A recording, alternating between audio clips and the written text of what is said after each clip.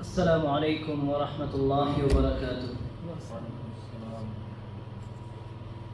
إن الحمد لله نحمده ونستعينه ونستغفره ونؤمن به ونتوكل عليه ونعوذ بالله من شرور أنفسنا ومن سيئات أعمالنا. من يهده الله فلا مضل له ومن يضلل فلا هادي له.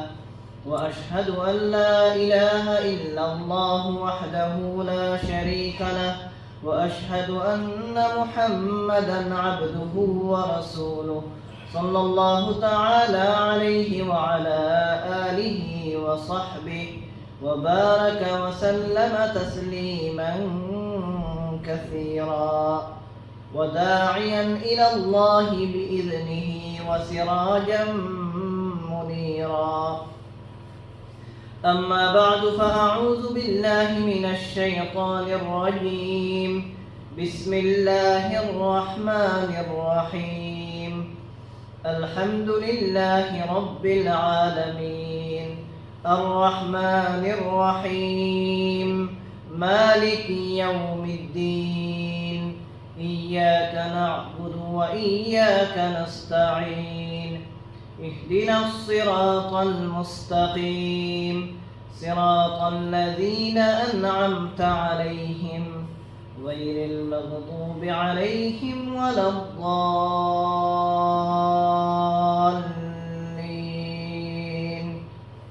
آمين. صدق الله مولانا العظيم وصدق رسوله النبي الكريم ونحن على ذلك لمن الشاهدين والشاكرين والحمد لله رب العالمين.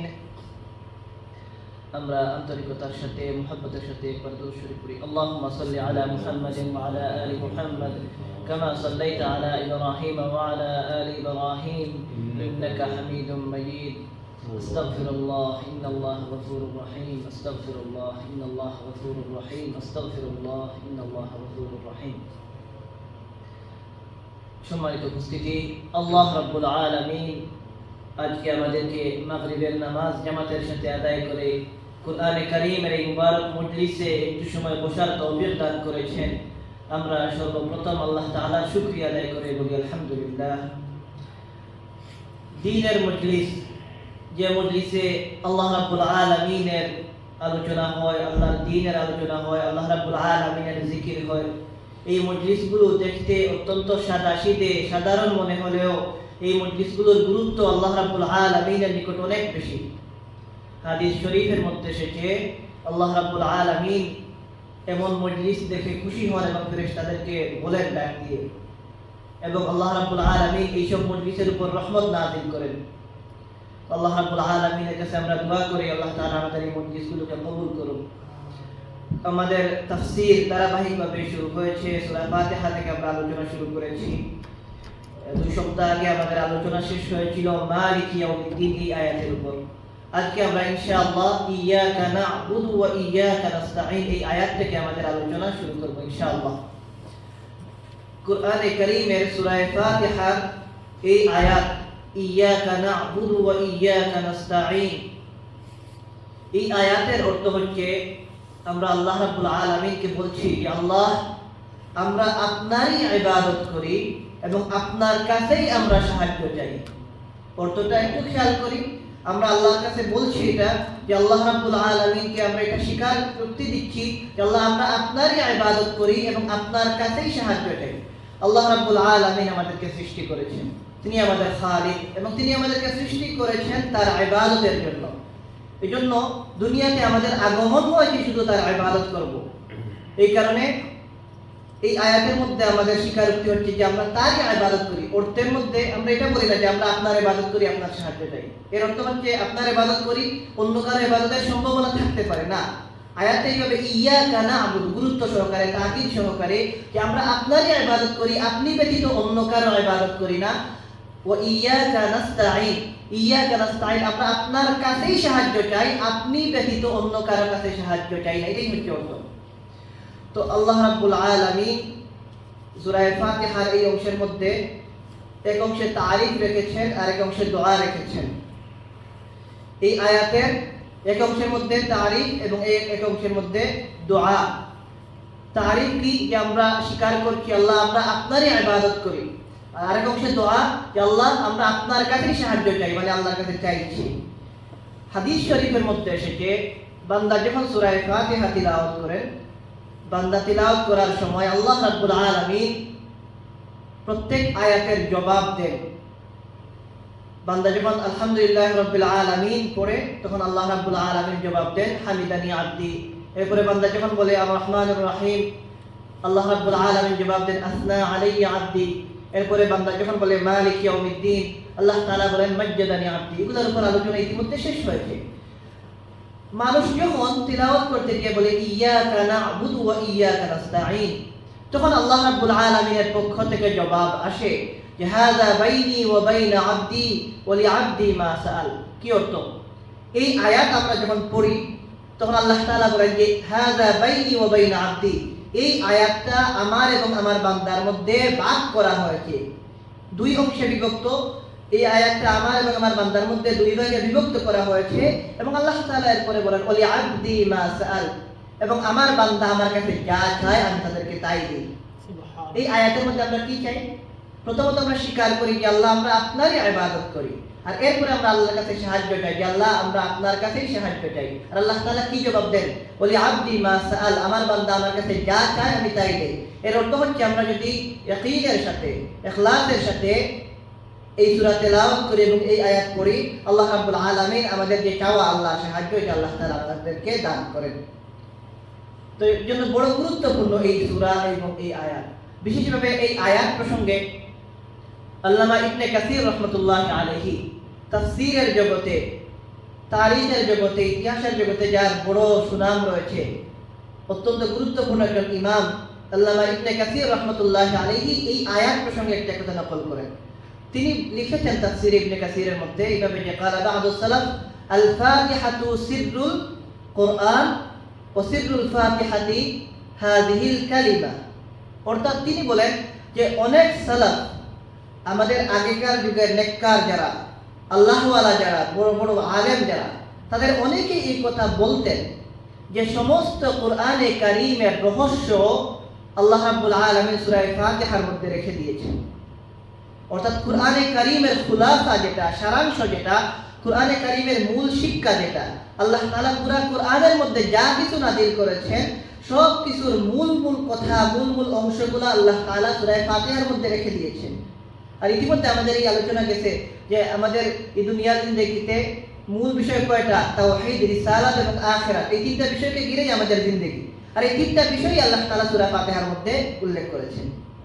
তো ইবনে কাসির রাহমাতুল্লাহি আলাইহি নকল করেন যে আল ফাতিহাতু সিররুল কুরআন, সূরা ফাতিহা হচ্ছে সমস্ত কোরআনের রহস্য, অর্থাৎ সমস্ত কোরআনের খুলাসা সূরা ফাতিহা।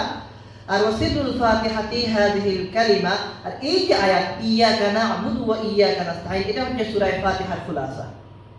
অর্থাৎ সূরা ফাতিহার মধ্যে যা আলোচনা করা হয়েছে এর মূল কথাটা যদি এক বাক্যে বলতে চাই, এটাই হচ্ছে যে আমরা আল্লাহর কাছে স্বীকারোক্তি দিচ্ছি যে আল্লাহ আমরা আপনারই ইবাদত করি এবং আপনার কাছেই সাহায্য চাই।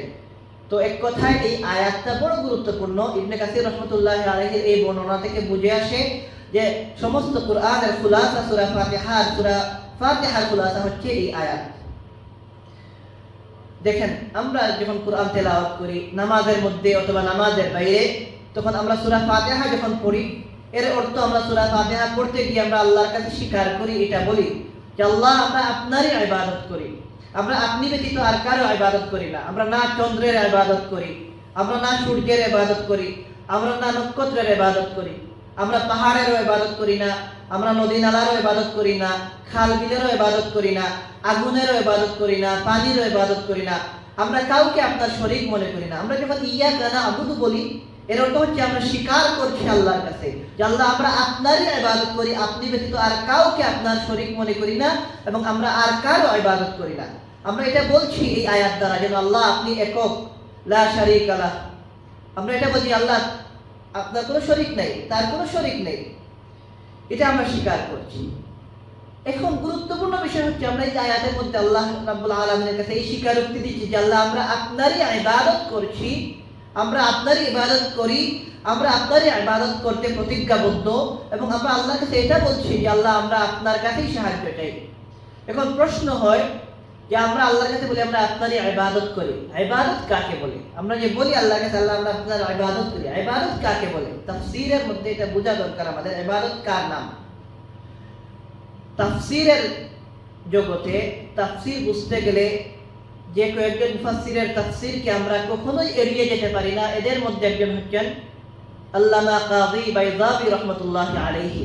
তিনি ইবাদতের একটা ব্যাখ্যা করেছেন যে ইবাদত কাকে বলে। আমরা তো সূরা ফাতিহার এই অংশের মধ্যে স্বীকার করি আল্লাহর কাছে যে আমরা আপনারই ইবাদত করি। এখন ইবাদত কাকে বলে?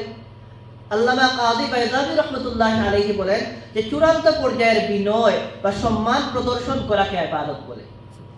চূড়ান্ত পর্যায়ের বিনয়ী হওয়া, চূড়ান্ত পর্যায়ের সম্মান প্রদর্শন করার নাম হচ্ছে ইবাদত। এবং এই কথাটা বোঝার জন্য আমাদেরকে একটা হাদিসের সাহায্য নিতে হয় আর একটু সহজে বোঝার জন্য। আমরা একটা হাদিস বা এই প্রসঙ্গে কয়েকটা হাদিস জানি। আমরা জানি যে আদ-দুআউ মুখুল ইবাদা, আমরা এটা শুনে থাকি যে দোয়া হচ্ছে ইবাদতের মগজ। আবার এটাও শুনে থাকি আদ-দুআউ হুয়াল ইবাদা, দোয়াই হচ্ছে ইবাদত। অর্থাৎ সমস্ত ইবাদতের মূল হচ্ছে, মগজ হচ্ছে দোয়া, অথবা দোয়াই হচ্ছে ইবাদত। এই কথার কি অর্থ? দোয়াই ইবাদত, অর্থাৎ দোয়ার মধ্যে আমরা দেখি মানুষ যখন দোয়ার কি অর্থ, দোয়ার অর্থ হচ্ছে চাওয়া। আমরা দোয়ার মানে কি? আল্লাহর কাছে আমরা চাই। দোয়া শব্দের অর্থই হচ্ছে চাওয়া। আমরা আল্লাহর কাছে চাই যে আল্লাহ আমাকে এইটা দেন, ওইটা দেন, আল্লাহ আমাকে মাফ করে দেন, মানে আমরা মাফি চাই। আমরা আল্লাহর কাছে বলি আল্লাহ আমাদেরকে জান্নাত দেন, মানে জান্নাত চাই। তো দোয়ার অর্থ হচ্ছে চাওয়া। এবং চাওয়ার সময় মানুষ যখন কেউ কারো কাছে কোনো কিছু চায়, চাইতে গেলে দেখতে হবে চাওয়ার সময় মানুষের কোন অবস্থা হয়।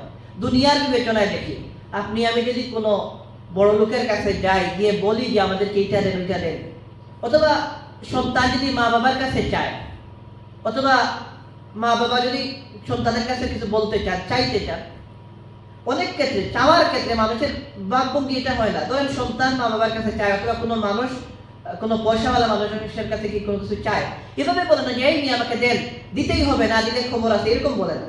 মানুষ খুব শান্তভাবে ভদ্রভাবে গিয়ে বলে যে আমি বড় অসহায়, বড় অভাবী, আপনি তো বড় দানশীল, বড় আল্লাহওয়ালা, বড় ভালো মানুষ, আপনার পরিবার বড় ভালো মানুষ, আপনার এইরকম বলে কি করে মানুষকে প্রশংসা করে করে মানুষের কাছে চায়। তো চাওয়ার সময় এটা একটা দুনিয়ার নিয়ম হচ্ছে যে আপনি যখন কারো কাছে কোনো কিছু চাইবেন, আপনি ধমক দিয়ে কিছু চাইতে পারবেন। আপনি যদি কাউকে বলেন যে দিতেই হবে, না দিলে খবর আছে, এরকম হলে কি হবে না? মানুষ দিবে না। কোন সময় মানুষ দেয়? আপনি যখন খুব বিনয়ের সাথে নরম হয়ে বলবেন যে আমি তো অসহায়, আপনি বড় ভালো মানুষ, আপনি আমাকে দেন, এইসব ভাবে এই ভঙ্গিতে চাইলে কি হয়? মানুষ নরম হয়ে দিয়ে দেয় নাকি? এটা হচ্ছে চাওয়ার নিয়ম। তো চাওয়া, দোয়ার অর্থই তো হচ্ছে চাওয়া। এখন দেখেন দোয়াকে ইবাদতের মূল বা মগজ কেন বলা হয়েছে? কারণ মানুষ যখন দোয়া করে, এই দোয়ার সময় সবচেয়ে বেশি মানুষ বিনয়ী হয়, সবচেয়ে বেশি নরম হয়। দোয়ার সময় মানুষ কি করে? চোখ দিয়ে পানি পড়ে। এর অর্থ কি? যে মানুষের নিজে সে এটা স্বীকার করছে, সে আমলের দ্বারা স্বীকার করছে, মুখের দ্বারা স্বীকার করছে যে আল্লাহ আমি অসহায়। মানুষের চোখ দিয়ে যখন পানি বেরিয়ে আসে, এর অর্থ হচ্ছে মাহবুদ আমি অসহায়, আমার কোনো ক্ষমতা নাই, আমি দুর্বল, আমি লাচার, আমি অভাগা, আপনার কাছেই আমি হাত তুললাম। এই হিসাবেই তো মানুষ দোয়া করে। এই কারণে দোয়ার মধ্যে আমরা সবচেয়ে বেশি বিনয়, সবচেয়ে বেশি নম্রতা, সবচেয়ে বেশি সম্মান পাই। এই কারণেই মূলত দোয়াকে বলা হয়েছে দোয়া হচ্ছে ইবাদতের মগজ বা মূল। আর দোয়াউ হুয়াল ইবাদাকে এই কারণে বলা হয়েছে যে কারণ দোয়ার মধ্যে সবচেয়ে বেশি মানুষ বিনয়ী হয়, এই জন্য দোয়াকে সবচেয়ে বেশি বড় ইবাদত বলা হয়েছে। এই কারণে আমরা দেখি ইবাদতের অর্থ আল্লামা বাইযাবী রাহমাতুল্লাহি আলাইহি এটা লিখেছেন যে চূড়ান্ত পর্যায়ের বিনয় এবং সম্মান প্রদর্শন করার নামই হচ্ছে ইবাদত। কেউ কেউ এটাও বলেন, ইবাদতের তারিফ করতে গিয়ে, সংজ্ঞা বলতে গিয়ে এটা বলেন যে রাসূলুল্লাহ সাল্লাল্লাহু আলাইহি ওয়াসাল্লামের দেখানো পদ্ধতিতে, খেয়াল করি আল্লাহ রাসূলের দেখানো পদ্ধতিতে আল্লাহ রাব্বুল আলামিনের হুকুম নির্দেশনা মেনে চলার নাম হচ্ছে ইবাদত। আমরা যদি আল্লাহর হুকুম রাসূলের দেখানো পদ্ধতিতে মেনে চলি, এটাকে বলা হবে ইবাদত। একইভাবে অনেকে এই ব্যাখ্যাটাও করেন ইবাদত বলা হয় যে নিজের বাহ্যিক এবং আভ্যন্তরীণ অঙ্গ প্রত্যঙ্গ দ্বারা আল্লাহ রাব্বুল আলামিনের ইবাদত করা, বা আল্লাহ রাব্বুল আলামিনের সন্তুষ্টি মোতাবেক নিজের বাহ্যিক এবং আভ্যন্তরীণ অঙ্গ প্রত্যঙ্গকে কাজে লাগানোর নাম ইবাদত। নিজের মন থেকে এবং নিজের শরীরের দ্বারা আল্লাহ রাব্বুল আলামিনের হুকুম মানার নাম হচ্ছে ইবাদত। এই কথার অর্থ হচ্ছে যে ইবাদত শুধুমাত্র নামাজের নাম নয়, ইবাদত শুধুমাত্র যাকাতের নাম নয়, ইবাদত শুধুমাত্র হজের নাম নয়, শুধু সাদাকার নাম নয়, বরং মাথা থেকে পা পর্যন্ত সমস্ত অঙ্গ প্রত্যঙ্গকে আল্লাহ রাব্বুল আলামিনের সন্তুষ্টি মোতাবেক পরিচালনা করার নাম ইবাদত। এই কারণে যদি আমরা সত্য কথা বলি, এই কথা বলতে গেলে মনটাকে যদি বলি, এটাও একটা ইবাদত। আপনি যদি কোনো মানুষের জুতাটা সোজা করে দেন হাত দিয়ে, এটাও একটা ইবাদত। আপনি যদি কাউকে রাস্তা দেখিয়ে দেন, এটাও একটা ইবাদত। নামাজ পড়াও ইবাদত, যাকাত দেওয়াও ইবাদত, হজ করাও ইবাদত। আপনি যদি অন্য অসহায় মানুষকে সাহায্য করেন, সেটাও ইবাদত। কোনো অভাবী মানুষকে আপনি খাবার দিয়ে দেন, এটাও ইবাদত। এক কথায় ইবাদতের যে সংজ্ঞা, যে মানুষের নিজের আভ্যন্তরীণ এবং বাহ্যিক অঙ্গ প্রত্যঙ্গকে আল্লাহ রাব্বুল আলামিনের সন্তুষ্টির জন্য কাজে লাগানোর নাম হচ্ছে ইবাদত। সুতরাং আমরা বলি আল্লাহর কাছে ইয়াকা না'বুদু, আল্লাহ আপনারই ইবাদত করি। এর অর্থাৎ আমরা যা কিছু করি আমাদের মন থেকে এবং আমাদের শরীরের দ্বারা সবকিছুই আমরা আল্লাহর জন্য যদি করে থাকি, এটা ইবাদত হবে। এই কারণেই তো উলামায়ে কেরাম হাদিসের আলোকে ব্যাখ্যা করেন, দুনিয়ার অনেক কাজ আমরা মনে করি দুনিয়াবি কাজ। মনে করেন মানুষ যে দুনিয়াতে সম্পদ উপার্জন করে, সকাল থেকে নিয়ে সন্ধ্যা পর্যন্ত পরিশ্রম করে করে সম্পদ উপার্জন করে, কিসের জন্য? অনেক ক্ষেত্রে সন্তানের জন্য, পরিবারের জন্য। এই জন্য মানুষ তাদের সন্তানকে খাবার যোগানোর জন্য কি করে? পরিশ্রম করে সম্পদ উপার্জন করে। আমরা মনে করতে পারি এগুলো দুনিয়ার কাজ, কিন্তু যদি মানুষ এই নিয়তে করে যে আল্লাহ রাব্বুল আলামিন আমাদেরকে এই দায়িত্ব দিয়েছেন যে আমার পরিবারের দেখাশোনা করব, পরিবারের মুখে খাবার তুলে দেব, এই নিয়তে যদি কেউ উপার্জন করে, রুজি রোজগার করে, চাকরি করে, ব্যবসা করে, এটাও ইবাদত হবে। হাদিসের মধ্যে এসেছে যে নিজের স্ত্রীর মুখে খাবার তুলে দেওয়া ইবাদত। অথচ মনে হতে পারে শুনে যে এগুলা কি দুনিয়ার কাজ, অথচ এগুলো দুনিয়ার কাজ নয়, এগুলো ইবাদত। কারণ আমি আমার অঙ্গ প্রত্যঙ্গকে আল্লাহর সন্তুষ্টির জন্য যদি ব্যবহার করি, এটা ইবাদত হয়ে যাবে। তা আমাদের বুঝতে হবে যে আমার চলাফেরা, ঘর থেকে বের হয়ে মসজিদের জন্য আসা, এটাও ইবাদত।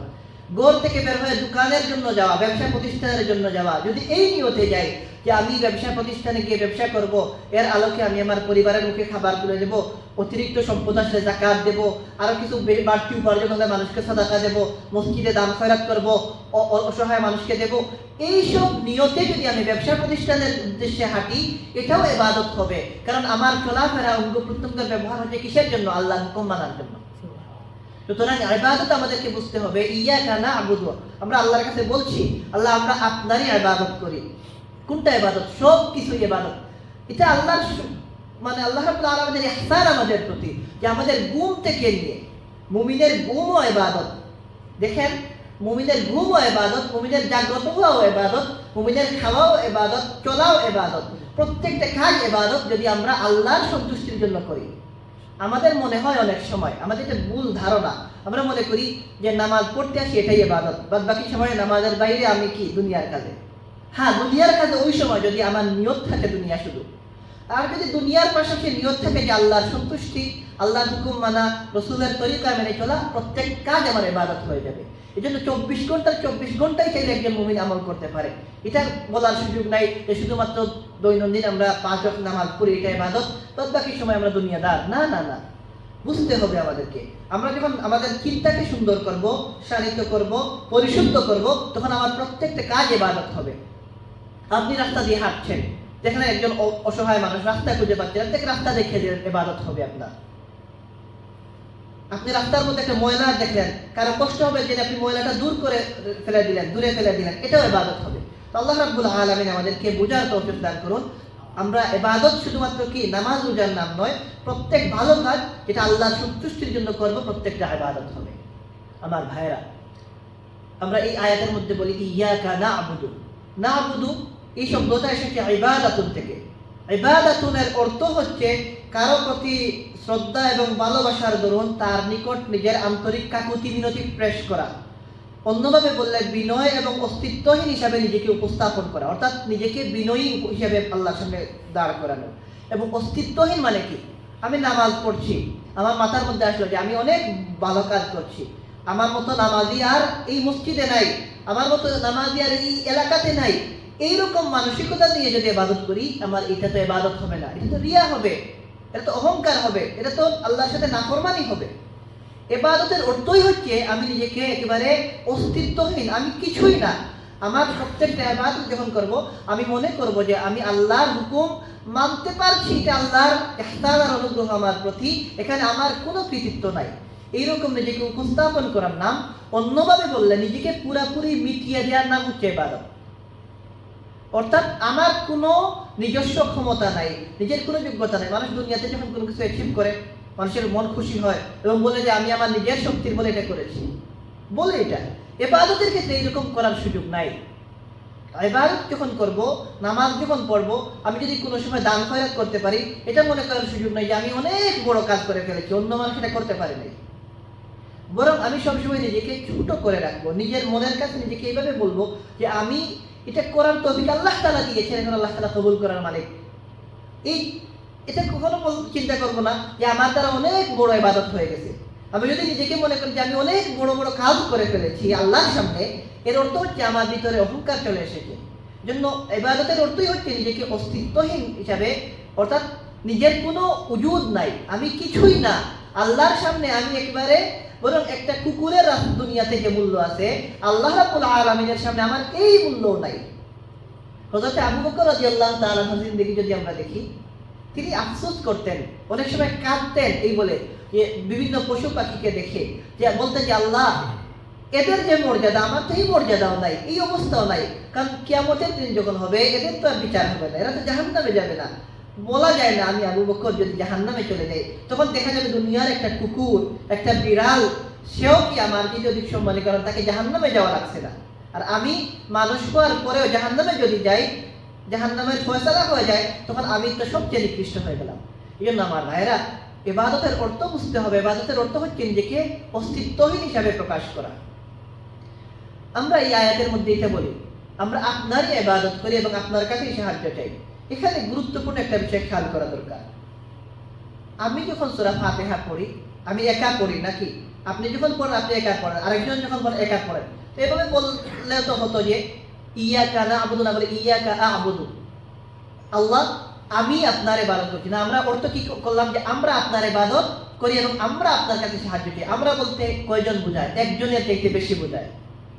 আমরা বলতে কি বোঝায় না, আমি একা বোঝায় না। না আবুদুর অর্থ হচ্ছে আমরা। আরবি গ্রামার অনুযায়ী একজন বোঝানোর জন্য ব্যবহার হয় আবুদু শব্দ, আর বহু বছর বা একাধিক বোঝানোর জন্য ব্যবহার হয় না আবুদু। আল্লাহ তাআলা চাইলে এইভাবে ব্যবহার করতে পারতেন কোরআনে কারীমের মধ্যে যে আবুদু আস্তাঈন, অর্থাৎ আমি আপনার ইবাদত করি, আমি আপনার কাছে সাহায্য চাই। কিন্তু সূরা ফাতিহার অর্থ যখন আমরা করি, আপনি দেখবেন বলা হয়েছে আমরা আপনার ইবাদত করি, আমরা আপনার কাছে সাহায্য চাই। কেন? উলামায়ে কেরাম এর একটা নুকতা বলেন, একটা ব্যাখ্যা হাজির করেন তারা এইভাবে যে আমাদের মনে যেন এই অহংকার চলে না আসে যে আমি একমাত্র ইবাদত করছি, বরং আমরা বলা দ্বারা বুঝতে হবে যে আমরা প্রত্যেক মুসলমানই কি করেন? ইবাদত করেন। যখন আমি একা একা কোনো কাজ করি, আমার মাথার মধ্যে এটা আসতে পারে যে আমার দ্বারা বড় একটা কাজ হয়ে যাচ্ছে, অন্য কেউ এটা করতে পারছে না। কিন্তু যখন আমরা একসাথে কাজ করি, তখন এই ধারণাটা আসার সম্ভাবনা কম। কারণ আমি যেটা করছি আরো অনেক মানুষ, লাখো কোটি, আরো বরং দুনিয়াতে যত মুসলমান আছেন, প্রকৃত মুসলমান সবাই তো ইবাদত করছেন। সুতরাং এখানে আমার বিশেষ কোনো কৃতিত্ব নাই যে আমি একা একা করছি। এটা একটা বিষয়। দ্বিতীয় আর একটা গুরুত্বপূর্ণ বিষয় এখানে দেখেন, আমরা সূরা ফাতিহা যখন তাফসীর করা শুরু করলাম, শুরুর আয়াতগুলোতে আমরা কিভাবে অর্থ করলাম যে আলহামদুলিল্লাহি রাব্বিল আলামিন, সমস্ত প্রশংসা আল্লাহর জন্য যিনি সৃষ্টি জগতের প্রতিপালক, আর রহমানির রহিম, পরম করুণাময় অসীম দয়ালু। আমরা অর্থ বলার সময় এইভাবে বলি নাই যে হে আল্লাহ সমস্ত প্রশংসা আপনার জন্য, বরং আমরা আল্লাহ রাব্বুল আলামিনকে সম্বোধন না করে গ্রামার অনুযায়ী যেটাকে আমরা বলা হয় থার্ড পারসন দেখে প্রশংসা করেছি নাকি? এখানে যেভাবে বলছি আল্লাহ আমরা আপনারই ইবাদত করি, মানে আল্লাহ রাব্বুল, দুনিয়াতে যেমন মনে করেন আমরা বললাম যে অমুক মৌলানা সাহেব বড় ভালো, এর অর্থ তিনি সামনে নাই, আর সামনে একজন বসে আছেন, আমরা বললাম যে আপনি বড় ভালো মানুষ। দুইটার মধ্যে একটু পার্থক্য আছে। তো একটা হচ্ছে যে একজনকে আপনি সরাসরি সম্বোধন করে বলছেন, আর একটা হচ্ছে যে তার অজান্তে আপনি বলছেন।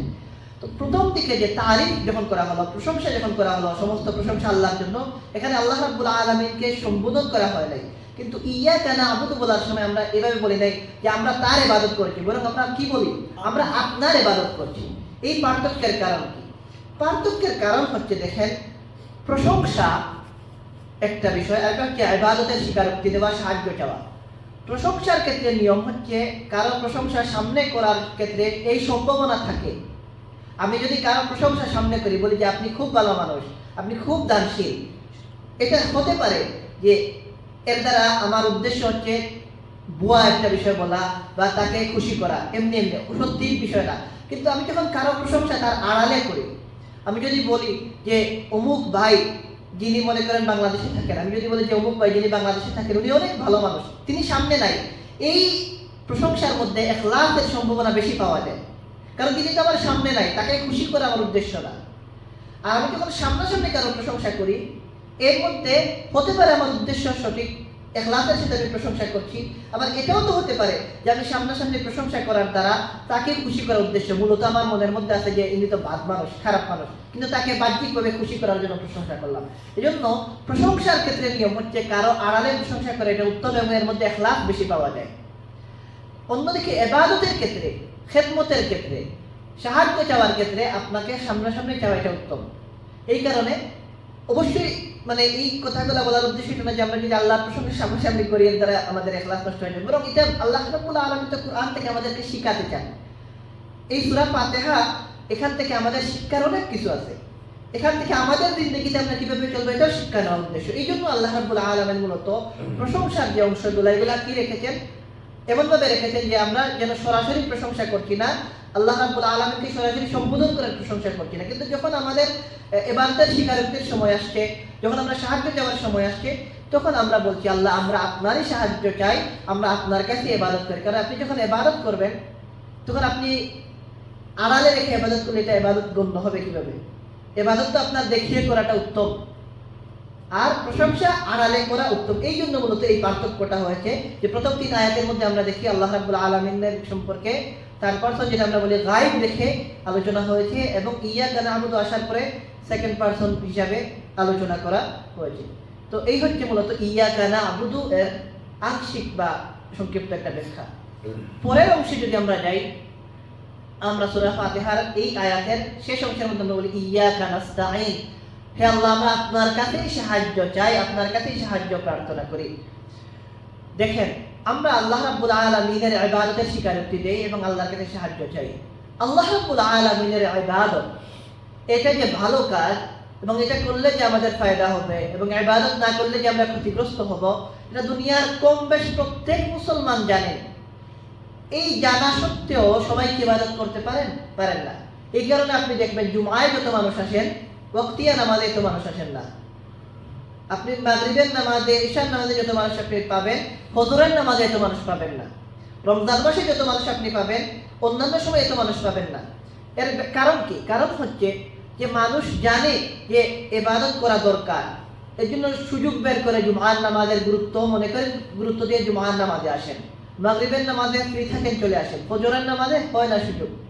কিন্তু এই মানুষগুলো যারা জুমার নামাজে আসেন, এরা তো জানেন যে ইবাদত করাটা দরকার, জানা সত্ত্বেও ইবাদত করতে পারেন না কেন? যদি করতে পারতেন নিজের যোগ্যতায়, তখন জুমার নামাজে যেভাবে আসেন একইভাবে ফজরের নামাজেও আসতেন, যেভাবে রমজান মাসে তারাবির নামাজে আসেন একইভাবে কি হতেন অন্যান্য ওয়াক্তিয়া নামাজেও আসতেন। কিন্তু আসতে পারেন না কেন? কারণ হচ্ছে তৌফিক হয় না। আর তৌফিক এমন বিষয়, আপনি যদি চেষ্টা করেন আল্লাহ রাব্বুল আলামিন সুযোগ দেন। তৌফিকের সংজ্ঞার মধ্যে এটা বলা হয়েছে যে আপনি যখন চেষ্টা করবেন আল্লাহ রাব্বুল আলামিন সুযোগ দিবেন। আর এই চেষ্টার মধ্যে একটা হচ্ছে আল্লাহর সাহায্য চাওয়া। আমরা যে ইয়াকা নাস্তাঈন বলি, আল্লাহ আমরা আপনার কাছেই সাহায্য চাই, এই সাহায্যের দ্বারা কি উদ্দেশ্য? অনেক সাহায্যের মধ্যে সবচেয়ে গুরুত্বপূর্ণ বিষয় হচ্ছে আমরা আল্লাহর কাছে এই সাহায্য চাই যে আল্লাহ আপনি আমাদেরকে ইবাদতের তৌফিক দান করেন। এই জন্য ইবাদতের সাথে মিলিয়ে এই কথাটা বলা হয়েছে, কারণ ইবাদতের তৌফিক যদি আল্লাহ তাআলা দান না করেন, আমাদের কোনো যোগ্যতা নাই যে আমরা নামাজ পড়তে আসবো, কোনো যোগ্যতা নাই তিলাওয়াত করবো, কোনো যোগ্যতা নাই রোজা রাখবো, কোনো যোগ্যতা নাই হজ করবো, কোনো যোগ্যতা নাই উমরা করবো, কোনো যোগ্যতা নাই সাদাকা দেবো, যাকাত দেবো। প্রত্যেকটা কাজ যেগুলাই ভালো মনে করে আমরা করি, আল্লাহ রাব্বুল আলামিন আমাদেরকে সুযোগ দেন, তৌফিক দেন। আর এই তৌফিক দেন এই জন্য যে আমরা আল্লাহর কাছে তৌফিক চাই, আমরা আল্লাহর কাছে সাহায্য চাই, এই চাই বলেই আল্লাহ তাআলা আমাদেরকে দান করেন। এই কারণে এই আয়াতের মধ্যে আমরা এটা আল্লাহর কাছে চাই যে আল্লাহ আমরা আপনারই ইবাদত করি এবং আপনার কাছেই সাহায্য চাই। আমার ভাইয়েরা, ইবাদতের জন্য আমরা আল্লাহর কাছে সাহায্য চাই। ইবাদত কয়েক প্রকারের বিভক্ত, এটা আমাদের বুঝতে হবে। অনেকভাবে আমরা ইবাদত বন্দেগী করতে পারি। আমরা মুখের দ্বারা ইবাদত করতে পারি, আমরা হাতের দ্বারা ইবাদত করতে পারি। হাতের দ্বারা বলতে আমাদের কাজের দ্বারা, আমাদের সম্পদের দ্বারা ইবাদত করতে পারি, আমরা আমাদের অন্তরের দ্বারাও ইবাদত করতে পারি। মুখের দ্বারা ইবাদত বলতে কি? তেলাওয়াত করা, জিকির করা, নামাজ পড়া, এগুলো মুখের দ্বারা আমরা ইবাদত করি। আমলের দ্বারা ইবাদত কি? রোজা রাখা। এরপর সম্পদের দ্বারা ইবাদত কি? আপনি যখন সাদাকা দিবেন, দান করবেন, যাকাত দিবেন, এগুলো সম্পদের দ্বারা ইবাদত। আবার অন্তরের দ্বারা আমরা ইবাদত করতে পারি, যেমন ইখলাস, তাওয়াক্কুল, আল্লাহর ভয়, আল্লাহর সৃষ্টি জগৎ নিয়ে চিন্তা, এগুলোর মধ্যেও সওয়াব রয়েছে। তো আমরা অন্তরের দ্বারা, আপনি যখন ফিকির করবেন আখিরাত সম্পর্কে, আপনি যখন আল্লাহকে ভয় করবেন, আল্লাহর ভয় যখন আপনার চোখ দিয়ে পানি ঝরবে, এর বিনিময়ে আল্লাহ তাআলা আপনাকে সওয়াব দিবেন। তো এই জন্য তো আল্লাহর ভয় নিজের মনের মধ্যে রাখা, এই জন্য আপনাকে মুখও ব্যবহার করতে হচ্ছে না, হাতও ব্যবহার করতে হচ্ছে না, আপনার সম্পদও ব্যবহার করতে হচ্ছে না। তো আপনি আপনার অন্তরের দ্বারা আল্লাহর ইবাদত করতে পারছেন। তো ইবাদত অনেকভাবে বিভক্ত। এক কথায় আমাদের উঠা বসা, খাওয়া দাওয়া, চলাফেরা, সব কিছু, ঘুমানো, ঘুম থেকে ওঠা, ব্যবসা বাণিজ্য করা, চাকরি করা, পড়া, পড়ানো, দেখাশোনা, সব কিছু, এমনকি নীরব থাকা, চুপচাপ বসে থাকা, এবং বসে বসে কেউ যদি এই নিয়তে চুপচাপ বসে থাকে যে আমি বসে বসে আল্লাহর সৃষ্টি জগৎ সম্পর্কে ফিকির করব, আল্লাহর সৃষ্টি সম্পর্কে চিন্তা করব, এগুলো যদি এই নিয়তে কেউ নীরব বসে থাকে, এর জন্য আল্লাহ তাআলা সওয়াব দিবেন। তো এক কথায় আমাদের পুরো জিন্দেগিটাই আমরা ইবাদতের মধ্যে কাটাতে পারি। পাশাপাশি আরেকটা গুরুত্বপূর্ণ দায়িত্ব আমাদেরকে দেওয়া হয়েছে আমার ভাইয়েরা, আমরা ইবাদতের জন্য এই দুনিয়াতে আদিষ্ট হয়েছি। পাশাপাশি আমাদেরকে বুঝতে হবে যে আমরা শেষ নবীর উম্মত। শেষ নবীর উম্মত হিসাবে আল্লাহ রাব্বুল আলামিন আমাদেরকে বিশেষ দায়িত্ব দিয়ে পাঠিয়েছেন। দায়িত্ব হচ্ছে আমরা নিজেরা যেমন ইবাদত করব, এর পাশাপাশি আমরা আল্লাহর অন্যান্য সৃষ্টি যারা, অন্যান্য মাখলুকাত যারা, আল্লাহর অন্যান্য বান্দাদেরকেও আমরা ইবাদতের দিকে ডাক দিব। আর এই ডাক দেওয়াও একটা ইবাদত। নিজে ইবাদত করার পাশাপাশি অন্যদেরকে ইবাদতের দিকে উৎসাহিত করা, ইবাদতের দিকে ডেকে নিয়ে আসা, নিজের পরিবার পরিজনকে, মনে করেন আমি নামাজ পড়ি, আমার পরিবারের মানুষ নামাজি না, তাদেরকে নামাজের কথা বলা, এটা আমার দায়িত্ব। আমার প্রতিবেশীর সাথে আমার সুসম্পর্ক, আমার প্রতিবেশীর সাথে আমার পরিচয়, তাকে নামাজের দিকে ডাকা, তাকে ইবাদতের দিকে আহ্বান করা, ভালো পথের পথ দেখাবে, এটা আমার দায়িত্ব। এবং এর জন্য আল্লাহ রাব্বুল আলামিন আমাদেরকে সওয়াব দিবেন, এবং এটাও ইবাদত হবে। এজন্য আমরা যে বলি আল্লাহর কাছে, আল্লাহ আমরা আপনারই ইবাদত করি, মসজিদে এসে বলি, ঘরে বলি, কিন্তু এরপরেই আমরা আমাদের এই দায়িত্ব ভুলে যাই। আমরা আপনার ইবাদত করি, এই ইবাদত করার অর্থ হচ্ছে শুধুমাত্র নিজে ইবাদত করা না, অন্যকে ডাক দিয়ে ইবাদতের দিকে নিয়ে আসা, এটাও ইবাদত। কিন্তু আমরা আমাদের এই দায়িত্ব ভুলে যাই। আল্লাহ রাব্বুল আলামিন আমাদেরকে তৌফিক দান করুন, আমরা নিজেরা যেন ইবাদত করতে পারি। পাশাপাশি শেষ নবীর উম্মত হিসাবে আমাদের যে দায়িত্ব, শেষ নবীর উম্মত হিসাবে আমাদের যে দায়িত্ব, আমাদের যে কর্তব্য, অন্যদেরকেও ইবাদতের দিকে ডেকে নিয়ে আসা, এটাও যেন আমরা করতে পারি। সম্মানিত উপস্থিতি, আমরা সূরা ফাতিহার এই আয়াতের মধ্যে এটা বলি যে আল্লাহ আমরা আপনারই ইবাদত করি এবং আপনার কাছেই সাহায্য চাই। এই যে আপনার কাছে সাহায্য চাই, আপনার কাছেই সাহায্য চাই, এই অংশটা বড় গুরুত্বপূর্ণ আমাদের জন্য। কারণ দুনিয়ার জিন্দেগিতে এই একটা বিষয় যে সাহায্য চাওয়া, যেটা এটা করতে গিয়ে অনেক মানুষ বিভ্রান্ত হয় এবং অনেক মানুষ ইমানের সীমারেখা থেকে বের হয়ে যায়। যেমন আমাদের সাহায্য চাইতে হবে, আল্লাহ তাআলা বলে দিয়েছেন কার কাছে? আল্লাহর কাছে। কিন্তু কত মানুষ দুনিয়াতে আছে আমরা দেখি, যারা আল্লাহর কাছে সাহায্য চাওয়ার পরিবর্তে কবরস্থানে গিয়ে কি করেন? সাহায্য চান, মৃত মানুষের কাছে গিয়ে সাহায্য চান, যিনি দেওয়ার উপযুক্ত না তার কাছে গিয়ে সাহায্য চান, এবং কি জীবিত মানুষের কাছে গিয়ে বলেন যে আমাকে এই দেন ওই দেন। এরকম মানুষের মধ্যে এই ধারণা এবং এইরকম অভ্যাস আছে না? নাই, আছে। এরকম অভ্যাস আগেও ছিল, এখনো আছে। মৃত মানুষের কাছে গিয়ে চাওয়া, কবরস্থানে গিয়ে চাওয়া, এরপরে জীবিত অনেকের কাছে গিয়ে চাওয়া। দেখেন, আল্লাহ রাব্বুল আলামিনের কাছে সাহায্য চাইতে হবে, আল্লাহ ছাড়া অন্য কারো কাছে সাহায্য চাইবে না। এটাই কিন্তু আয়াতের মর্ম। এটা আমাদেরকে বুঝতে হবে। পাশাপাশি বুঝতে হবে যে কোন ধরনের সাহায্য, সাহায্যেরও প্রকার আছে।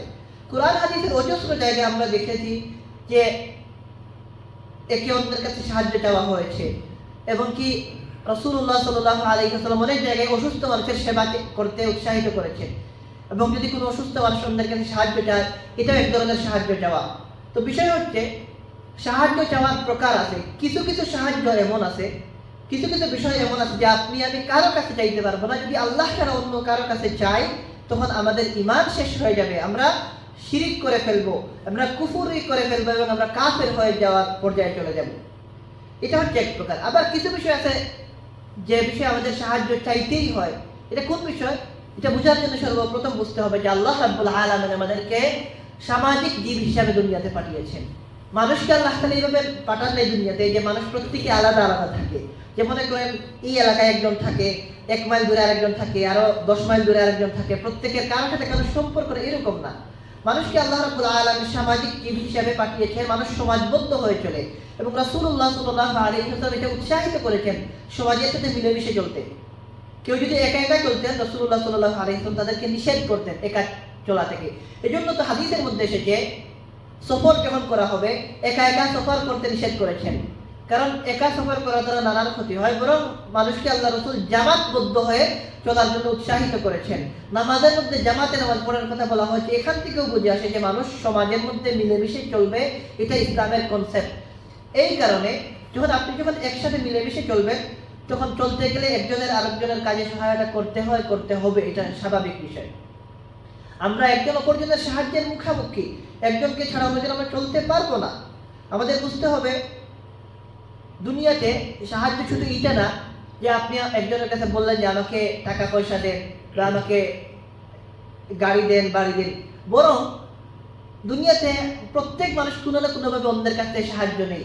মনে করেন যে মানুষটা কৃষক, একজন কৃষক কষ্ট করে যে তিনি ধান রোপণ করে, ধান দিয়ে চাল আমাদেরকে সরবরাহ করেন। একজন ব্যবসায়ী, মুদি দোকানদার, যার দোকান থেকে গিয়ে আমরা দৈনন্দিন জিনিস কিনে আনি। একজন মুচি, যার কাছ থেকে আমরা জুতা সেলাই করি। একজন ডাক্তার, যার কাছ থেকে আমরা চিকিৎসা নেই। এই প্রত্যেকটা মানুষ আমরা বলতে পারি যে এরা কি করছেন? প্রত্যেকেই বিনিময় নিয়ে আমাদেরকে সাহায্য করছেন। সুতরাং ওনারা এটা আমাদেরকে কি হচ্ছে না, সাহায্য হচ্ছেন না। না, বিষয়টা এমন না। দেখেন এই মানুষগুলো, একজন কৃষক যদি বলে যে আজকে থেকে আমি আর কৃষি কাজ করবো না, সমস্ত দুনিয়ার কৃষকরা একমত হয়ে এই কথা সিদ্ধান্ত নিয়ে ফেলে যে আর আমরা কৃষি কাজ করবো না, আপনার টাকা আপনার কাজে আসবে না, আপনি তখন আর ধান চাল এগুলো পাবেন না। সব ডাক্তাররা বলে আজকে থেকে চিকিৎসা বন্ধ, আপনি টাকা দিয়েও তার কোনো কিছু করতে পারবেন না। এই জন্য প্রত্যেক মানুষ কোনো না কোনোভাবে, দেখেন আমরা টাকা দিই ডাক্তারকে, আমরা টাকা দিই মুদি দোকানদারকে, আমরা টাকা দিই মুচিকে, আমরা টাকা দিই ব্যবসায়ীকে, কিন্তু এখানে এটাও বুঝতে হবে যে তারা আমাদের কাছে টাকা নেওয়ার পাশাপাশি আমাদেরকে যে এই জিনিস সরবরাহ করছে এটাও আমাদেরকে সাহায্য করা হচ্ছে। তো এই দৃষ্টিকোণ থেকে, এই দিক থেকে যে মানুষ একজন অপরজনের উপর নির্ভরশীল, প্রত্যেকেই কোনো না কোনোভাবে। একজন ব্যবসায়ী সাধারণ মানুষের উপর নির্ভরশীল। সাধারণ মানুষ যদি দোকানে গিয়ে জিনিস না কিনে তিনি টাকা পাবেন না। সাধারণ দোকানদার যদি জিনিস না রাখেন, সাধারণ মানুষ জিনিস না পান, তিনিও কি পাবেন না, দুনিয়াতে চলতে পারবেন না। প্রত্যেক মানুষ দুনিয়াতে একজন অপরজনের উপর নির্ভরশীল। এবং এই ধরনের সাহায্য চাওয়া এটা কি নয়, কোনো দূষণীয় নয়। দুনিয়ার স্বাভাবিক কাজে, সাধারণ কাজে একজন থেকে অপরজনের সাহায্য সহযোগিতা নেওয়া এটা কোনো দূষণীয় বিষয় নয়। সাহায্য কোন বিষয়ে দূষণীয় এটা ইনশাআল্লাহ আমরা আলোচনা করব। কিছু কিছু বিষয় এমন আছে যে বিষয়ে আপনার আমার সাহায্য নেওয়াই লাগবে। মনে করেন এই যেটা বললাম যে একজন দোকানদারের দোকান থেকে মাল কেনা, সম্পদ কোনো জিনিস, প্রয়োজনীয় জিনিস, এটা আপনার করতেই হবে দুনিয়াতে বেঁচে থাকার জন্য। এখানে আপনি বলতে পারবেন না যে আমি দোকানদারের কাছ থেকে যদি জিনিস কিনি তার কাছ থেকে আমি সাহায্য চেয়ে নিলাম, এটা আমার হবে না। তাই এতে কোনো অসুবিধা নেই। ঈসা আলাইহিস সালামের জিন্দেগিতে আমরা দেখি যখন বনি ইসরাঈলরা তাকে হত্যা করতে চাইল, তখন তিনি তার সঙ্গীদেরকে বলেছিলেন যে মান আনসারি ইলাল্লাহ, কে আল্লাহর জন্য আমার সাহায্যকারী হবে। অর্থাৎ এই যারা আমার দুশমন, এদের মোকাবেলায় কারা আমাকে সাহায্য করবে। এই যে ঈসা আলাইহিস সালাম আল্লাহর রাসূল ছিলেন, তিনি যে তার সঙ্গীদের কাছে সাহায্য চাইলেন, এটা কি শিরক ছিল? না, না। দুনিয়ার একটা বিষয়ে, দুনিয়ার প্রয়োজনীয় বিষয়ে আপনি যদি কোনো মুসিবতে পড়েন আর আপনার ভাইয়ের কাছ থেকে সাহায্য চান যে আমাকে সাহায্য করেন, আমার এই জিনিসটা আমার ঘরের মধ্যে এনে দেন, আমার গাড়ি নষ্ট হয়ে গেছে এটা ঠিক করে দেন, এই ধরনের বিষয়ে সাহায্য চাইতে কোনো অসুবিধা নেই। বরং মানুষ যেখানে ভুল করে এটা হচ্ছে কোন বিষয়ে সাহায্য চাইতে হবে, কোন বিষয়ে সাহায্য চাওয়া যাবে না, এই বিষয়টা মানুষের ধারণা না থাকার কারণে অনেকের মধ্যে এটা ধারণা যে কোনো বিষয়ে সাহায্য চাওয়া যাবে না। অনেকে কি করে সব বিষয়েই অন্যের কাছে সাহায্য চায়। মূলত আলোচনাটা সংক্ষেপ নিয়ে আসি। মূলত জাগতিক বিষয়ে এবং সামাজিক বিষয়ে অন্যের কাছ থেকে সাহায্য নিতে আমাদের কোনো অসুবিধা নেই। যেমন আপনি ঘরে গিয়ে আপনার স্ত্রীর কাছে, সন্তানের কাছে বলে যে আমাকে খাবার দেন, এটা একটা সাহায্য চাওয়া হলো না? আপনি বললেন আমি ঘরে এসে আমাকে খাবার দাও, এটা একটা সাহায্য চাওয়া। এই সাহায্য চাওয়ার মধ্যে কি নেই, কোনো অসুবিধা নেই, এটা কি হবে না, গুনাহ হবে না। আপনি একজন আলিমের কাছে এসে বললেন যে আমাকে এই মাসআলাটা বলে দেন, একজন আলিম আপনাকে একটা মাসআলা বলে দিলেন, আপনি আলিমের কাছে সাহায্য চাইলেন না, একটা মাসআলা জানার জন্য সাহায্য চাইলেন। তো দ্বীনি বিষয়ে, সামাজিক বিষয়ে সাহায্য চাইতে কোনো অসুবিধা নেই। বরং এমন বিষয়, যেসব বিষয়ে অন্য কারো দেওয়ার যোগ্যতা নাই, ক্ষমতা নাই, এমন কাজে অন্যের সাহায্য চাওয়া বৈধ নয়। অথবা দুনিয়ার কাজে অন্যের কাছে সাহায্য আমরা চাইতে পারি, কোনো অসুবিধা নেই। কোরআনে কারীমের মধ্যে আমাদের জন্য রাহমাকে কোরআন আমাদেরকে পথ দেখায়। কোরআনে কারীমের মধ্যে আমরা দেখি আল্লাহ রাব্বুল আলামিন দুনিয়ার কাজে সাহায্যের অনেক উদাহরণ পেশ করেছেন। যেমন মুসা আলাইহিস সালামের ঘটনা বিস্তারিত আল্লাহ তাআলা বলেছেন। এর মধ্যে এক জায়গায় এসেছে, মুসা আলাইহিস সালাম যখন তিনি মিশরে ছিলেন, ফেরাউনের অধীনে লালিত পালিত হচ্ছিলেন, তখন তিনি যখন বড় হয়ে গেলেন, এমন অবস্থায় কোরআনে কারীমের মধ্যে এসেছে যে আয়াতে আল্লাহ তাআলা বলেন, ওয়া দাখালা মাআহু ওয়া দাখালা আল মাদিনাতা আলা হিনি গাফলাতিন মিন আহলিহা। তিনি একদিন মুসা আলাইহিস সালাম আসলেন শহরের মধ্যে, এমন অবস্থায় সকালবেলা ভোর, যখন সব মানুষ কি ছিল, ঘুমিয়েছিল, এবং তিনি সেখানে দেখলেন ফাওয়াজাদা ফিহা রাজুলাইনি ইয়াকতাতিলান। মুসা আলাইহিস সালাম এক জায়গায় গিয়ে দেখলেন যে দুইজন মানুষ মারামারি করছে, এবং দেখলেন হাযা মিন শিয়াতিহি ওয়া হাযা মিন আদুবি। এই দুইজন মানুষের মধ্যে থেকে একজন ছিল তার পুত্রের, আর একজন ছিল ফেরাউনের বংশধর থেকে। দুইজন মানুষ মারামারি শুরু করে দিয়েছে। হাযা মিন শিয়াতিহি ওয়া হাযা মিন আদুবি। আল্লাহ তাআলা বলেন ফাস্তাগাসাহু আল্লাযী মিন শিয়াতিহি আলা আল্লাযী মিন আদুবি। যে ব্যক্তি মুসা আলাইহিস সালামের বংশের ছিল, ওই ব্যক্তি মুসা আলাইহিস সালামকে বলল, হে মুসা আমাকে সাহায্য করো, ওই ব্যক্তি আমাকে মেরে ফেলবে। তখন মুসা আলাইহিস সালাম দেখলেন সত্যিই তো আমার বংশের যে ব্যক্তিটা, তাকে ফেরাউনের বংশের কে সে মেরে ফেলবে, আঘাত করতে উদ্যত হয়েছে। তখন মুসা আলাইহিস সালাম কি করলেন, ফাবাকাযাহু মুসা আলাইহিস সালাম এগিয়ে গিয়ে ঘুষি মারলেন, ফাকাযা আলাইহি, ওই ব্যক্তি মারা গেল। আচ্ছা, এই যে মুসা আলাইহিস সালাম তার বংশের মানুষকে সাহায্য করলেন, এটা কিসের সাহায্য ছিল? দুনিয়ার কাজে সাহায্য ছিল। এরপরে মুসা আলাইহিস সালাম এখান থেকে চিন্তা করলেন যে আমি ধরা পড়ে গেলে অসুবিধা হবে, তিনি মাদিয়ান চলে গেলেন। ওইখানে গিয়েও আরেক ঘটনা আছে, শুআয়ব আলাইহিস সালামের দুই মেয়েকে তিনি সাহায্য করলেন, পারে যদি লম্বা ঘটনা, ওইদিকে যাব না। কোরআন থেকে উদাহরণ দেওয়ার উদ্দেশ্য হচ্ছে যে দুনিয়ার কাজে মানুষ একজন অপরজনের কাছে সাহায্য চাইতে পারে। যেভাবে আল্লাহ তাআলা কোরআনে কারীমের মধ্যে বলেছেন যে মুসা আলাইহিস সালামের কাছে তার বংশের একজন মানুষ সাহায্য চেয়েছিল, যাকে অন্যকে মারতে উদ্যত হয়েছিল, মুসা আলাইহিস সালাম তার এই বংশের মানুষকে সাহায্য করেছিলেন। বোঝা গেল দুনিয়ার ক্ষেত্রে একজন অপরজনকে সাহায্য চাইতে পারে, এতে কি নেই, কোনো অসুবিধা নেই। এখন এই আলোচনা সামনে রেখে, একটু লম্বা হয়ে গেছে, দুই আলোচনাকে সামনে রাখলে একটা জায়গায় আমরা বললাম যে ওয়া ইয়্যাকা নাস্তাঈন, আল্লাহ আমরা আপনার কাছেই সাহায্য চাই, আমরা আপনি ব্যতীত আর অন্য কাছে সাহায্য চাই না। আবার এতক্ষণ আমরা এটা আলোচনা করলাম যে দুনিয়ার কাজে আমরা অন্যের কাছে সাহায্য নেই, স্ত্রীর কাছ থেকে সাহায্য নেই, আলেমের কাছ থেকে সাহায্য নেই, দোকানদারের কাছ থেকে সাহায্য নেই। আসলে কোন বিষয়ে সাহায্য নেওয়া যাবে, কোন বিষয়ে নেওয়া যাবে না, এটা আমাদের ক্লিয়ার হওয়া দরকার। দেখেন, আল্লাহ তাআলা ব্যতীত অন্যের কাছে সাহায্য নেওয়া যাবে না, এগুলা নির্দিষ্ট কিছু বিষয় আছে। এর মধ্যে একটা হচ্ছে, যদি মানুষ অন্যের কাছে সাহায্য চায় এই ভেবে যে মনে করে যে আল্লাহ রাব্বুল আলামিন যেটা দিতে পারেন ওইটা ওই ব্যক্তি দিতে পারে, এটা শিরক। মানুষ মনে করে কবরস্থানে গিয়ে বলে পীর সাহেবের কাছে, আবার ব্যবসায় বরকত দেন, নাউজুবিল্লাহ, আমাকে সন্তান দেন, নাউজুবিল্লাহ, আমার চাকরি হচ্ছে না, চাকরি দেন। এর অর্থ হচ্ছে যেটা সে আল্লাহর কাছে চাওয়ার কথা, সে বাজারে গিয়ে এটা বলছে। এর অর্থ সে এই পীরকে সে আল্লাহর সমকক্ষ বানিয়ে নিয়েছে, এটা শিরক, এটা যাওয়া যাবে না, এটা শিরক হয়ে যাবে।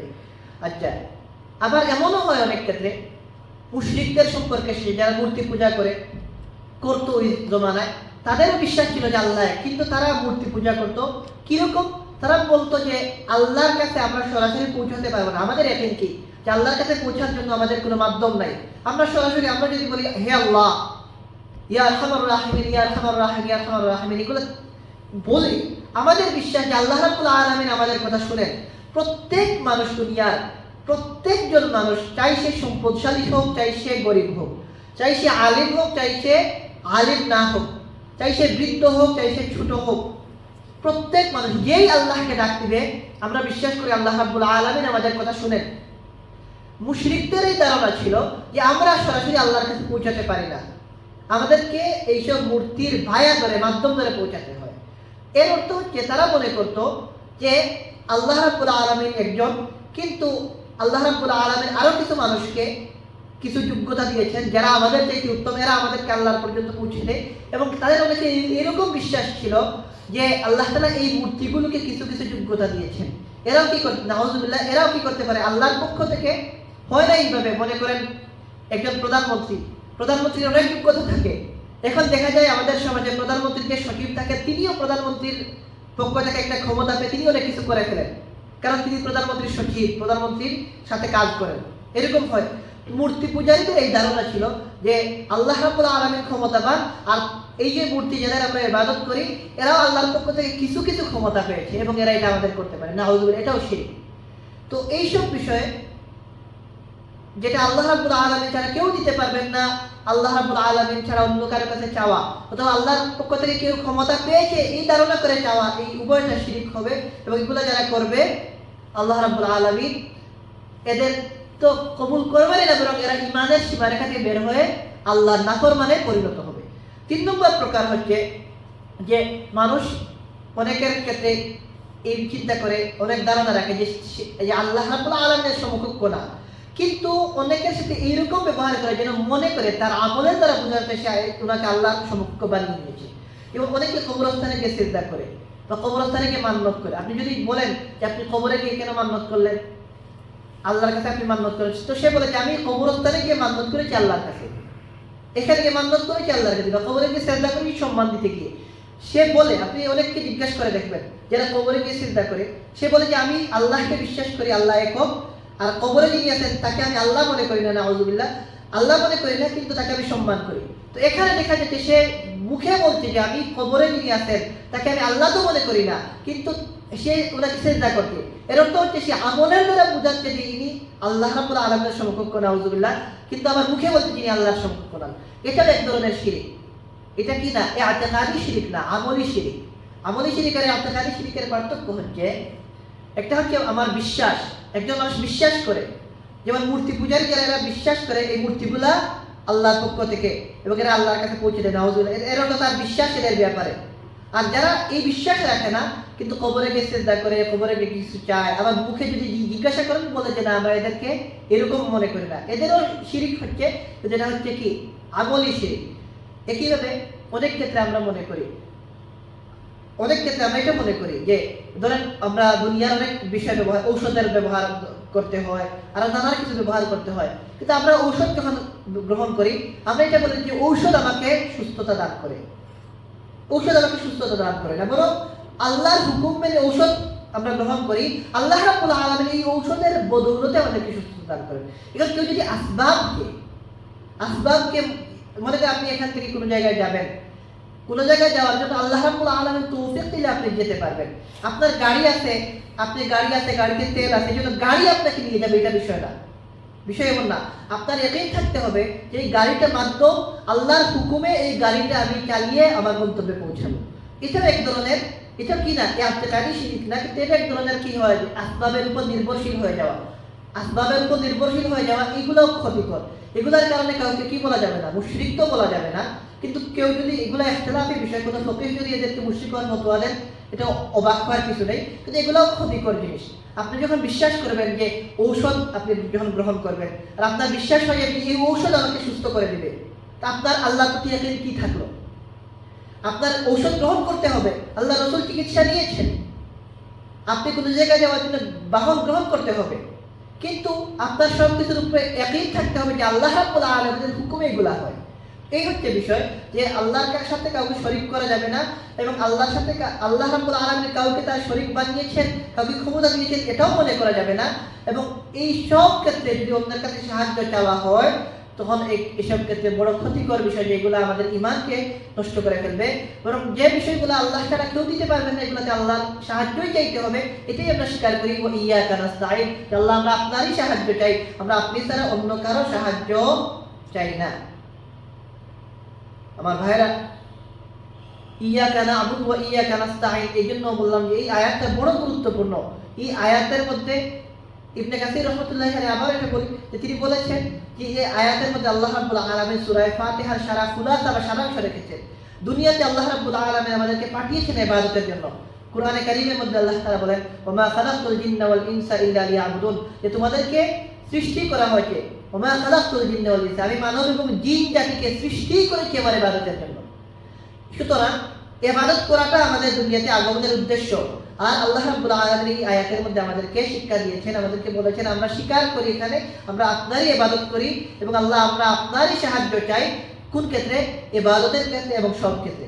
এখানে আল্লাহ রাব্বুল আলামিন দেখেন বলেন নাই কোন ক্ষেত্রে সাহায্য চাই। উলামায়ে কেরাম লিখেন যে আমরা সাহায্য সব ক্ষেত্রে চাই, বিশেষভাবে ইবাদতের পরে সাহায্যের কথা উল্লেখ করার দ্বারা এটা বুঝে আসে যে ইবাদতের ক্ষেত্রে সাহায্য চাই। কারণ কোনো মানুষের যদি ইবাদত সঠিক হয়ে যায় তার সব বিষয় ঠিক হয়ে যাবে। একজন আবেদ, একজন আল্লাহওয়ালা যে আল্লাহর ইবাদত করে তার বাদ বাকি সব কিছু ঠিক থাকবে ইনশাআল্লাহ। আর একজন মানুষ নামাজ পড়ে না, একজন মানুষ ইবাদত করে না, আল্লাহকে ভয় করে না, তার বাদ বাকি বিষয় আল্লাহকে মেনে চলা কঠিন হবে। আল্লাহ রাব্বুল আলামিন আমাদেরকে তৌফিক দান করুন, আমরা যেন সঠিকভাবে আল্লাহ রাব্বুল আলামিনের ইবাদত করতে পারি। আর আল্লাহর ইবাদতের জন্য জরুরি হচ্ছে আল্লাহ রাব্বুল আলামিনের সাহায্য চাওয়া, আল্লাহর কাছে তৌফিক চাওয়া। ইনশাআল্লাহ এরপরের আয়াতে আমরা যাই, সংক্ষেপে আলোচনা করে শেষ করব। আল্লাহ তাআলা এরপরে বলেন ইহদিনাস সিরাতাল মুস্তাকিম। আমরা বলি হে আল্লাহ আপনি আমাদেরকে সরল পথের সন্ধান দিন, সঠিক পথের সন্ধান দিন। সরল সঠিক পথের অর্থ কি? হেদায়েতের অর্থ হচ্ছে দয়া এবং মমতা সহকারে পথ দেখানো। হেদায়েত আমরা আল্লাহ রাসূলুল্লাহ আমাকে হেদায়েত দেন। হেদায়েতের কি অর্থ? দয়ার সাথে পথ দেখানো, মায়ার সাথে পথ দেখানো। একজন মানুষ যদি দয়ার সাথে মায়ার সাথে পথ দেখান, এখানে কি থাকবে? নিশ্চিতভাবে আপনাকে সঠিক পথ দেখাবেন। আর আপনি যদি এমনি পথ দেখান, মনে করেন আপনি কাউকে বলে একটা পথ দেখিয়ে দিন। অনেক সময় মানুষ আপনি যখন কোনো সাহায্য চান কোন দিকে যাব, অনেক মানুষ ভুল পথে আপনাকে পথ দেখিয়ে দেয়, হয়তো এটা। কিন্তু যদি একজন মানুষ আপনার প্রতি দরদ থাকে, দয়া থাকে, আপনাকে সাথে নিয়ে পথ দেখিয়ে দিবে, এই যে দয়ার সাথে দরদের সাথে পথ দেখানো, এটা হচ্ছে বলা হয় হেদায়েত চাওয়া। হেদায়েত পথের অর্থ হচ্ছে হেদায়েত, কিন্তু পথ আরবীয় ভাষায় পথ বোঝানোর জন্য আরো অনেক শব্দ ব্যবহার হয়। হেদায়েত যে কোনো পথকে বলা হয় না। এখানে হেদায়েতের এই অর্থ আলোচনা করার পাশাপাশি একটা আপত্তি অনেকেই করে থাকে মুসলমানদের উপর, যে মুসলমানরা প্রত্যেক নামাজে প্রত্যেকবার সূরা ফাতিহা তেলাওয়াত করতে গিয়ে আল্লাহর কাছে চায় আল্লাহ আমাদেরকে হেদায়েত দিন। আচ্ছা, কোনো জিনিস মানুষ কখন চায়? যখন এই জিনিস তার কাছে না থাকে তখন মানুষ চায়। আপনার যদি কোনো জিনিস না থাকে তখন তো আপনি চাইবেন। মনে করেন আপনার কাছে টাকা পয়সা আছে, আপনি টাকা পয়সা আপনার কাছে চাইবেন? চাইবেন না। আপনি সুস্থ আছেন, আপনার ওষুধ খাওয়ার দরকার লাগবে? লাগবে না। আপনার গাড়ি আছে, আপনার গাড়ি আপনার কাছ থেকে চাওয়ার দরকার লাগবে না। যখন আপনার কোনো কিছু থাকবে না তখন আপনি চাইবেন।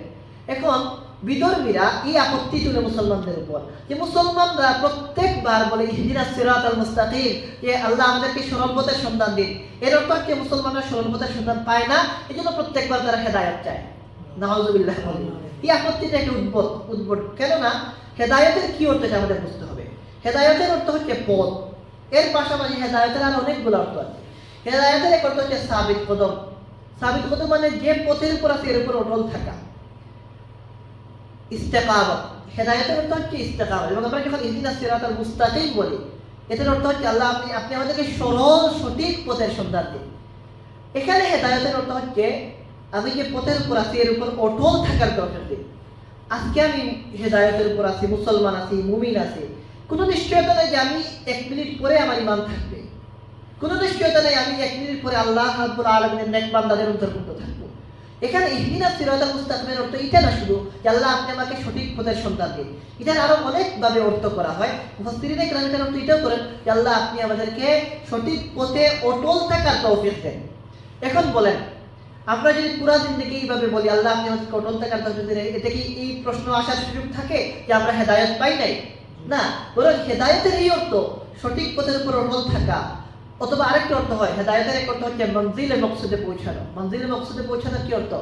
আমার যে গন্তব্য, আমাদের গন্তব্য কোথায়? জান্নাত।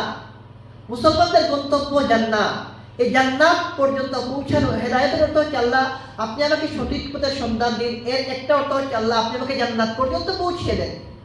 আমরা ইহদিনাস সিরাতাল মুস্তাকিমের অর্থ এটা হচ্ছে, একটা হচ্ছে এক অর্থ আল্লাহ আপনি আমাকে সঠিক পথের সন্ধান দেন। আরেকটা অর্থ হচ্ছে আল্লাহ আপনি আমাকে দ্বীনের উপর অটল অবিচল রাখেন। আরেকটা অর্থ হচ্ছে আল্লাহ আপনি আমাকে সঠিক পথে অবিচল রেখে জান্নাত পর্যন্ত পৌঁছে দেন। এখন বলেন, এই নানার অর্থকে সামনে রেখে এই আপত্তি তোলার কোনো সুযোগ আছে যে মুসলমানরা হেদায়েত পায় নাই বলে প্রত্যেকবার হেদায়েতের দোয়া করে? নাউযুবিল্লাহ। বরং এরা মূর্খ, এরা হেদায়েতের অর্থ জানে না বলে এইরকম আপত্তি তোলে। দেখেন, এই কথা বলে ইনশাআল্লাহ শেষ করবো। আমরা বলি ইহদিনাস সিরাতাল মুস্তাকিম, আল্লাহ আপনি আমাদেরকে সরল সঠিক পথের সন্ধান দিন। সিরাতুল মুস্তাকিম কাকে বলে?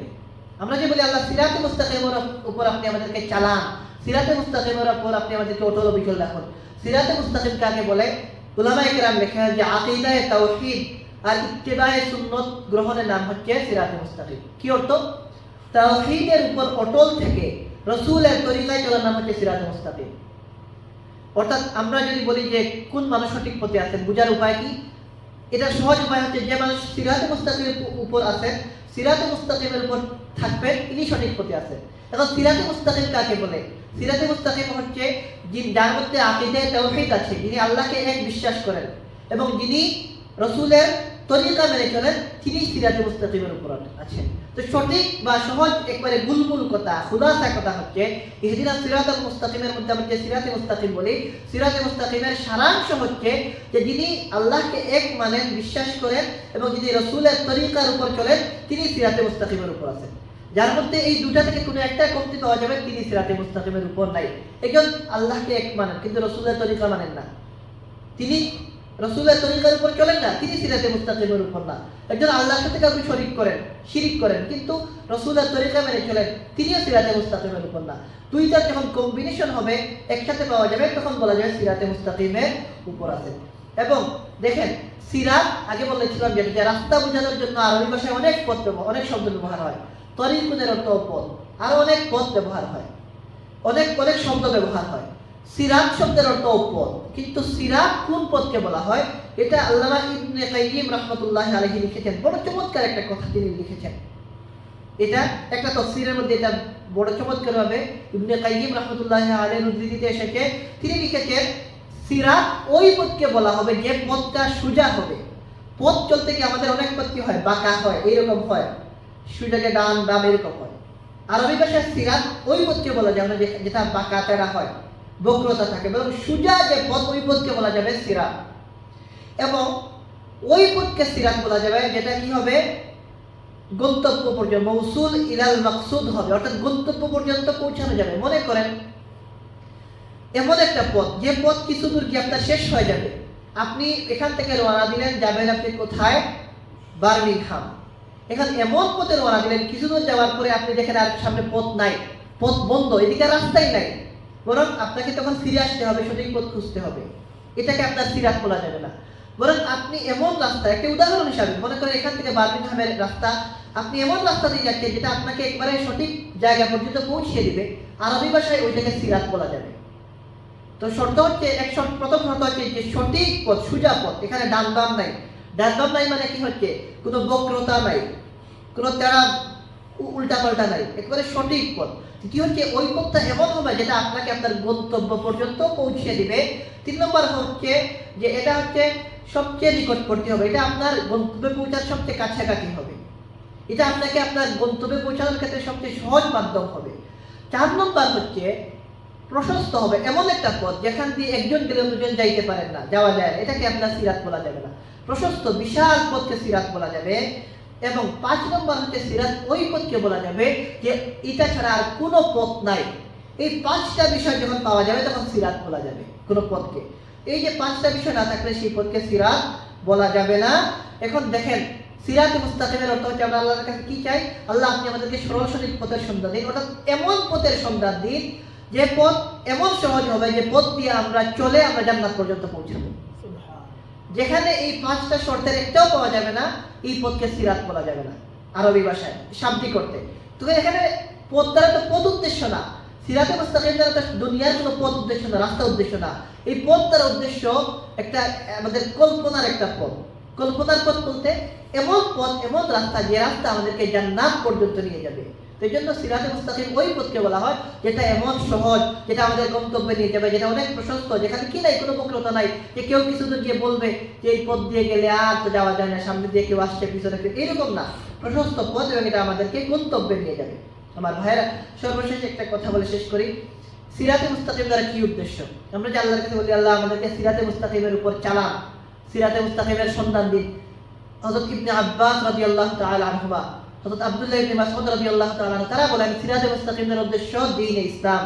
এবং মুহাম্মদ ইবনুল হানাফিয়া রাহমাতুল্লাহি আলাইহি তিনি বলেন এখানে সিরাতে মুস্তাকিম দ্বারা উদ্দেশ্য হচ্ছে আল্লাহ রাব্বুল আলামিনের দ্বীন, অর্থাৎ আমরা আল্লাহর কাছে চাই ইহদিনাস সিরাতাল মুস্তাকিম, তো আল্লাহ আপনি আমাদেরকে আপনার দ্বীনের উপর চালান, আপনি আমাদেরকে সঠিক পথে চালান, হে আল্লাহ আপনি আমাদেরকে দ্বীন ইসলামের উপর চালান। এবং আমরা যে বলি মুস্তাকিম, ইস্তেকামতের অর্থই হচ্ছে মধ্যম পন্থা।